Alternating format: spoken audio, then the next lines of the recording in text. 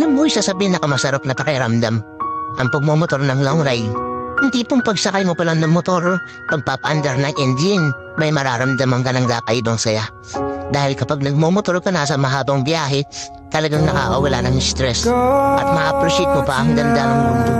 Hindi pong habang nagmumotor ka, masasabi mo na lang sa sarili mo na, wow, ang sarap palang mabuhay. Ang ganda pala ng mundo. Lalo na kapag ang patakbo mo ay chill lang. I-enjoy mo lang talaga ang moment. Madami kasi tayo kanya-kanyang problema sa buhay eh.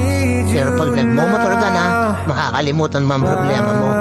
Lalo na kapag maganda ang view, maganda ang kalsada, tapos di mo namamalayan, nagkakaroon ka na pala ng positive mindset. Dahil magaan ang pakiramdam mo eh. Kaya kapag stress ka na, kailangan mo lang din talaga minsan ng mahabang biyahe bilang isang pahinga. Ang weird, no? Kasi nakakapagod magmotor. Pero ito yung pahinga na gustong gusto ng marami. Pero sasabihin ko sa'yo, hindi katawan ang napapahinga kapag naglo-long ride ka. Kung di ang utak mo, kung di ang sarili mo mismo. Kaya deserve mo rin mag-enjoy. Deserve mo makarating sa magagandang lugar. Deserve mo ng bagong experience, ng bagong kwento. Ang buhay ay isang mahabang biyahe. Madami kang pagdadaanan, iba't ibang uri ng kalsada, malubak, mabuhangin, madulas.